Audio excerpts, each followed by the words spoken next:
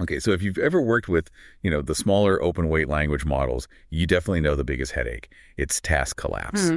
You throw a really complex reasoning problem at it, something like an Olympiad math question maybe, and the whole system just kind of falls apart. Yeah, often does. Because it can't reliably check its own work, right? Yeah. That's the core issue. Exactly. And that fundamental fragility, it's arguably the main thing holding back the open source AI community right now. I'd agree with that. So today, we're diving deep into a new paper that offers this really elegant solution. And it's not about just building bigger models. It's rooted in statistics. Which is fascinating in itself. The paper's called Deep Self-Evolving Reasoning, or DSER. It's from Zihan Liu, Shun Zheng, and colleagues at Peking University and Microsoft Research Asia. Right, let's do the quick version first, the essential hook. What's the absolute core insight here? Okay, so the problem. Existing methods for complex reasoning, like the verification refinement loops you see in big models, they're just too fragile for smaller, open-weight LLMs. Their self-checking abilities aren't reliable enough. Right, the solution, DSER. DSER basically reframes this whole iterative reasoning thing. Instead of perfect steps, it sees it as a probabilistic Markov chain. A Markov chain, okay. Yeah, and the key is it guarantees mathematically that the process will eventually converge towards the right answer if the probability of improving the answer is just slightly higher than the probability of making it worse, just a marginal edge. Okay, so it doesn't need to be great at fixing things, just slightly better than it is at breaking them. Precisely. And the result. They tested this on an 8 billion parameter model, the DeepSeek R10528-138B, or DS8B. A pretty compact model in today's world. Very. And it managed to solve 5 out of 9 AIME math problems from 2024-2025 that it previously just could not solve, like 0 success rate before. And get this. Using majority voting over many DSER runs, this little 8B model actually beat the single-try accuracy of its gigantic 600 billion parameter teacher model. Okay, wait, that's huge. So the 8B model outperformed the 600B model. On consistency, yes, using this DSER method and majority voting.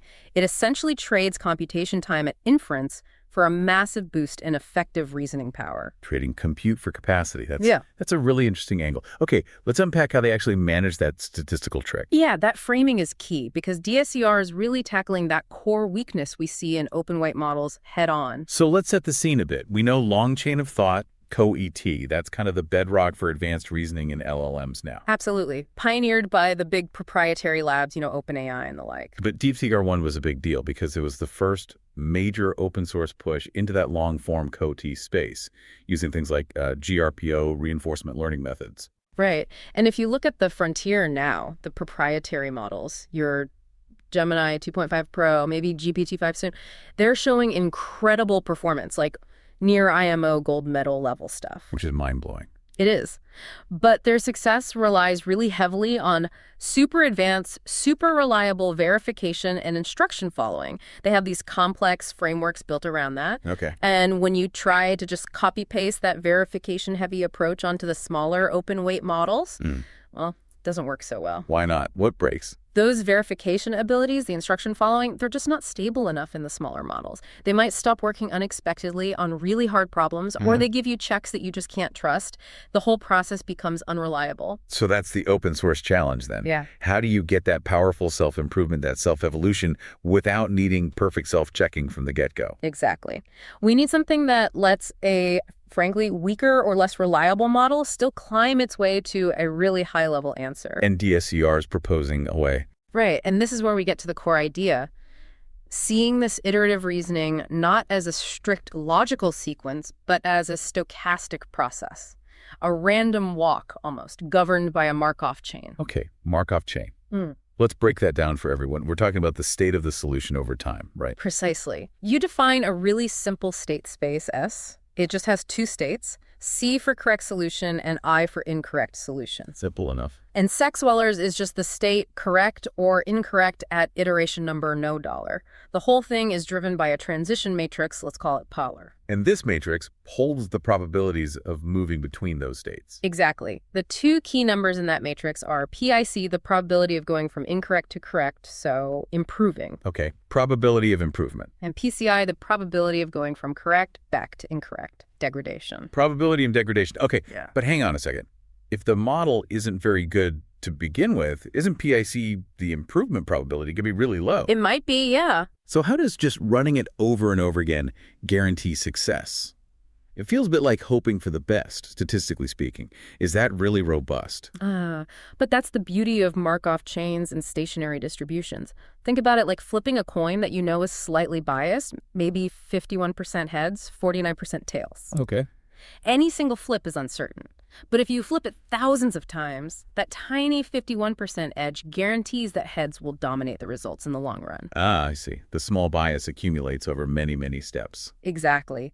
The Markov chain theory guarantees that the process will converge to a state where the correct solution in PCD law dominates, as long as PIC is even marginally greater than PCIC. You just need that slight statistical tendency towards fixing things. That really changes how you think about it. It's not about getting it right now. It's about ensuring the process trends towards right over time, trading that instant accuracy for long-term statistical gain. You got it. You just need the model to be, on average, a tiny bit better at improving than it is at messing up. Okay, so how does DSER actually implement this? What's the cycle look like? It's actually quite a clean two-step process per iteration, going from solutions to n+1 Verification. to verification.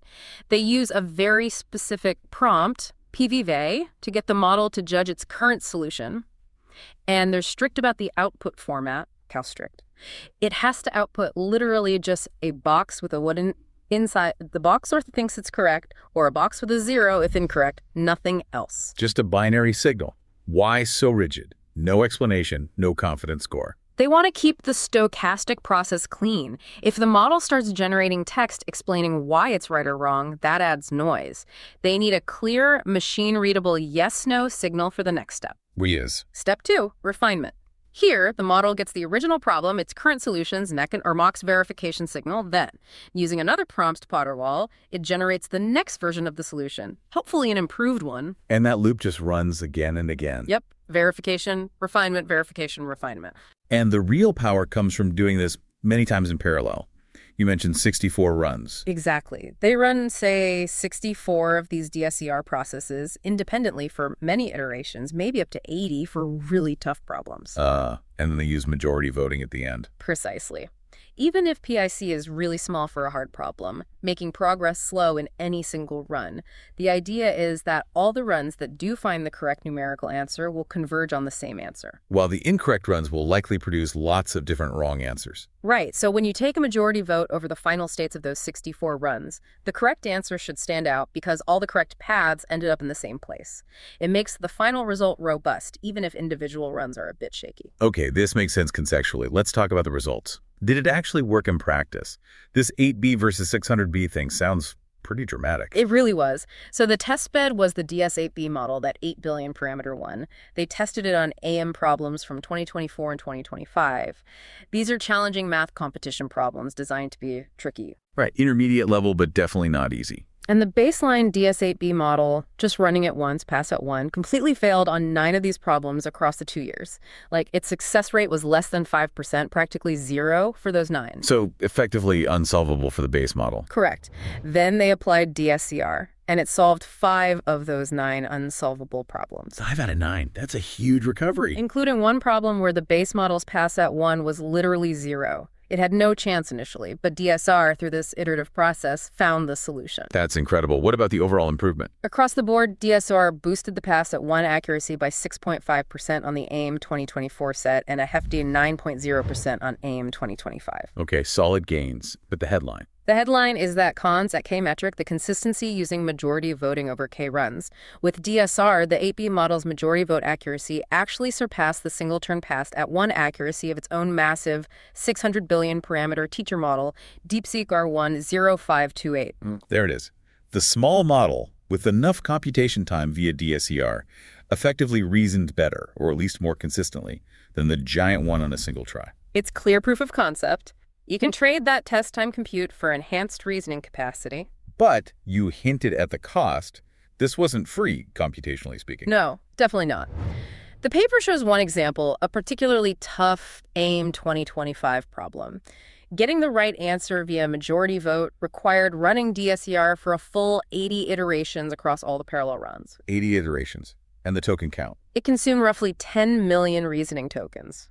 for one problem. 10 million tokens. Okay, I have to push back here. That's it. Well, that's completely impractical for almost any real-world application we're building today. Yeah. A single answer costing 10 million tokens. In DSER, just a cool theoretical idea right now, or is there a path to practicality? That's a fair challenge. I think the authors would argue that the massive token count right now is more of a diagnostic. A diagnostic of what? Of problem difficulty relative to the model's current abilities. The fact that it needed 80 iterations and 10 million tokens tells you that for that specific problem, the model's intrinsic the improvement probability, was incredibly low, barely above PCIR. So it took a colossal amount of computational effort to grind out that tiny statistical advantage over many, many steps. Exactly. It proves the problem is solvable within the model's knowledge, given enough computation. It maps the outer boundary of what the model can do, even if it's inefficiently. Okay, so the goal isn't necessarily to deploy systems using 10 million tokens per query. It's to use DSER as a tool to find these hard cases, understand why PIC is so low, and then focus future training on boosting that specific capability. Precisely. Use DSER to identify the weaknesses, then train smarter models where maybe it only takes, say, 20 iterations and 10,000 tokens to solve the same problem because PIC is now much higher. That makes more sense, using it to guide the next generation of model development. And this whole probabilistic approach, relying on PIC versus PI dialer, is the key differentiator from those verification-dependent frameworks that the big proprietary models use. You mentioned those earlier. They rely on strict rules for stopping. Yeah, very strict exit conditions. For example, one common pattern is accept the answer if it passes self-verification 5 times in a row. Okay, high confidence acceptance. But also, crucially, reject the whole process and terminate if it fails verification, say, 10 times in a row. So if it gets stuck and keeps thinking it's wrong, it just gives up. Exactly. And from a Markov chain perspective, these conditions create absorbing states. Once you hit that rejection state, you're stuck there. The exploration stops. And that's bad for weaker models. It's terrible. That rejection condition kicks in precisely when the model is confused and struggling, which is exactly when you need the deep, potentially long stochastic evolution that DSER allows. For a model with shaky self-verification, hitting 10 failures might happen easily. Even if it's actually close to figuring things out, it terminates prematurely. Killing the process just when it needs more time to potentially converge. You got it. And the experiments bear this out. When they tried applying that kind of verification-dependent framework to the DS8B model on those 9 really hard AIME problems, How did it do? it only managed to solve 2 of them. 2 out of 9 compared to DSER's 5. Right. It suffered from exactly what you'd expect. Lots of premature rejections because the model kept failing its own unreliable verification checks, or sometimes false acceptances where it got overconfident too early. Because the verification itself wasn't trustworthy. Exactly. DSER avoids this whole mess by basically ignoring the absolute verification outcome at any single step. It just cares about the relative probabilities, PICI and PCI over the long haul. It marginalizes out the noisy verification step. So summing up, DSER feels like a genuinely new path forward, especially for the open weight community. It makes powerful reasoning seem more accessible by showing that probabilistic convergence, not perfect step-by-step execution, is maybe the key. I think that's right. It provides a robust blueprint, and it connects very clearly to the bigger picture. This work really diagnoses the core issue that fragile verification and refinement in current open weight reasoners. And suggests a research direction. Definitely. The obvious next step is to develop new training methods, maybe new RL objectives that explicitly aim to improve that statistical bias. How do we train models to maximize PIC and minimize PCIer? Make them inherently better at fixing mistakes than making new ones. Exactly. Or another really interesting idea they float is integrating DICR during training. Maybe use it within the exploration phase of something like GRPO. How would that work? You could use DSER's iterative process to help the model discover those long, complex reasoning paths needed for hard problems during training, and then reinforce those paths. Use the self-evolution to find the solutions you want to learn. Using the convergence property to guide the learning signal itself. That's clever. It really highlights this fundamental trade-off DSER brings to light between model size and computation. Which leads perfectly into that final provocative thought for you, our listeners, to chew on. If test time computation, through methods like DSER, can demonstrably substitute for raw model size or parameter, count on these really complex reasoning tasks, are we fundamentally changing the economics and strategy of AI development? Does this mean we're potentially moving away from an era where just scaling up models chasing trillions of parameters, is seen as the only way to achieve the next level of intelligence. Could smarter algorithms on smaller models, given enough thinking time, compete?